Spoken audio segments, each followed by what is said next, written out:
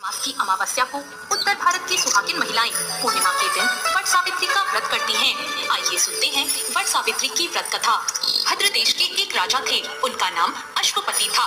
भद्र देश के राजा अश्वपति की कोई संतान नहीं थी। उन्होंने संतान प्राप्ति के लिए पूरे मंत्रोच्चारण के साथ प्रतिदिन 1,00,000 आहुतियां दी। 18 वर्षों तक यह क्रम जारी रहा।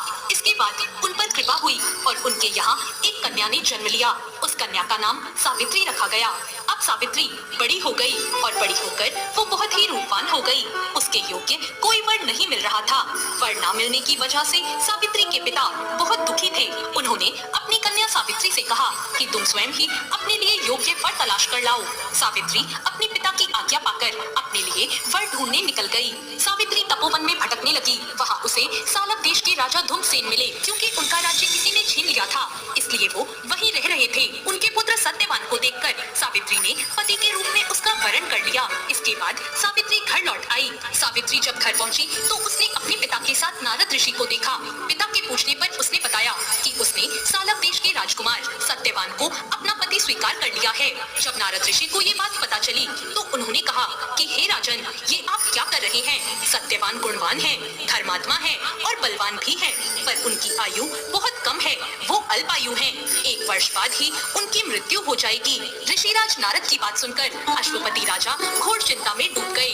उन्होंने सावित्री से कहा, पुत्री, तुमने जिस राजकुमार को अपने वर के रूप में चुना है वह अल्पायु है। तुम्हें किसी और को अपना जीवन साथी बनाना चाहिए। इस पर सावित्री ने कहा, पिताजी, आर्य कन्याएं अपने पति का एक ही बार वरण करती हैं। राजा एक ही बार आज्ञा देता है और पंडित एक ही बार प्रतिज्ञा करते हैं और कन्यादान भी एक बार ही किया जाता है। सावित्री हट करने लगी और बोली, मैं सत्यवान से ही विवाह करूंगी। जब सावित्री नहीं मानी तो राजा अश्वपति ने सावित्री का विवाह सत्यवान से करा दिया। सावित्री अपने ससुराल पहुंचते ही अपने सास ससुर की सेवा करने लगी। समय बीतने लगा। नारद मुनि ने सावित्री को पहले ही सत्यवान की मृत्यु के दिन के बारे में बता दिया था। वह दिन जैसे जैसे करीब आने लगा, सावित्री अधीर होने लगी। सावित्री ने 3 दिन पहले से ही उपवास रखने शुरू कर दिए और नारद मुनि द्वारा बताई तिथियों पर पितरों का पूजन भी किया। हर दिन की तरह सत्यवान उस दिन भी लकड़ी काटने जंगल चले गए।